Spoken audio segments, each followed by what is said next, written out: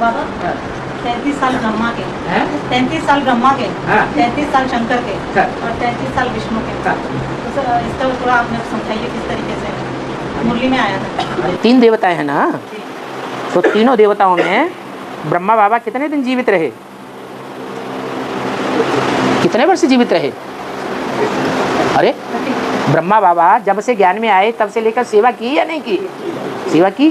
तो ब्रह्मा, उस ब्रह्मा से जो ब्राह्मण पैदा हुए, ब्राह्मण धर्म की स्थापना हुई, तो कितने साल चला वो कार्य? 33 साल चला। उसके बाद दूसरी मूर्ति आती है। दूसरी मूर्ति कब आती है?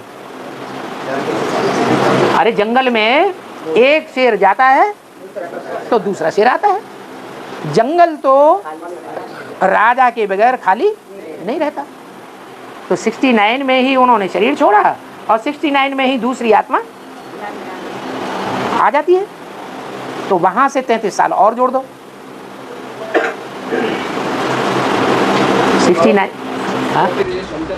अरे बात तो पूरी होने दो, धीरज धर मनुआ, धीरज धर। तो 69 से लेकर के गिने 2002 या 70 से गिने, तो 70 से गिनेंगे, 69 से गिनेंगे तो कब पूरा होता है? 2003 है, 2003 में पूरा होता है। 1 साल रुंग का जुड़ा हुआ है, 2004 आ जाता है। तो ये 33 साल जो है वो शंकर के द्वारा मनन चिंतन मंथन और मंथन करके उसके द्वारा जो रिजल्ट निकलता है, रस निकलता है, मक्खन निकलता है, अमृत निकलता है, वो ब्राह्मणों में बांटा जाता है। ब्राह्मणों में बांटा जाता है या देवताओं में बांटा जाता है? उन्होंने तो देवताओं को दिखा दिया, लेकिन बांटा किसको जाता है?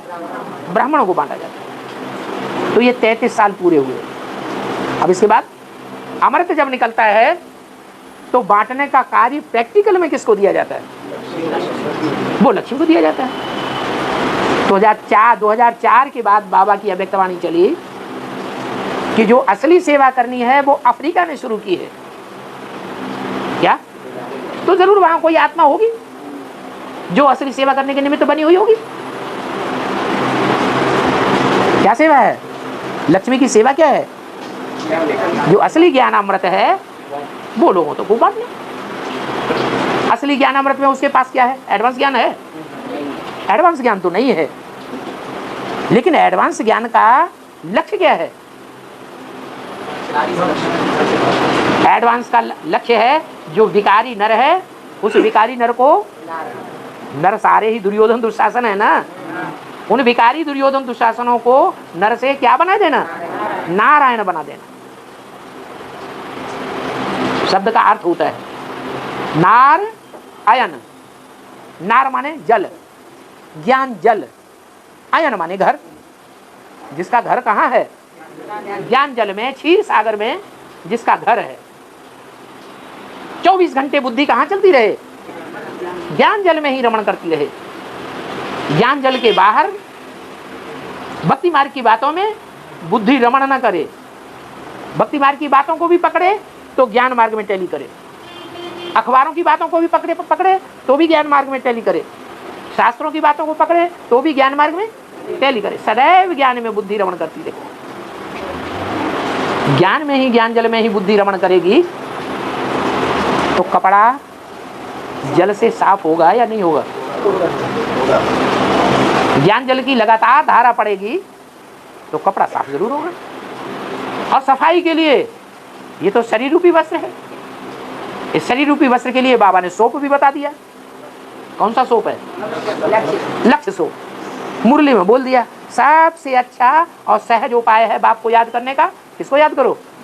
नारायण को याद करो। जो नारायण का संपन्न रूप है वो अगर याद करेंगे, अरे पहचान होगी तो याद करेंगे कि बिना पहचान के याद कर लेंगे? पहचान होगी तब ही याद कर सकेंगे कि वो नारायण का स्वरूपधारी कौन है, जो 24 घंटे बुद्धि कहाँ लगी रहे, जिसकी ज्ञान जल में लगी रहे। वो सत्य के नारायण का गायन नहीं है। कहाँ के नारायण का गायन है? संगम भी नारायण का गायन।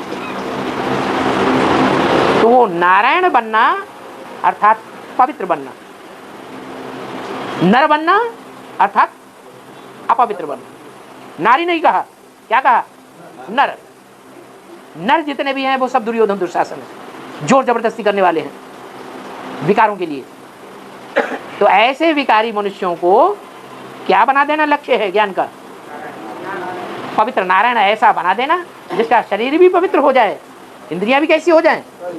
इंद्रियां भी पवित्र हो जाएं, और मन बुद्धि और दृष्टि भी पवित्र हो जाए, और वाइब्रेशन भी पवित्र हो जाए।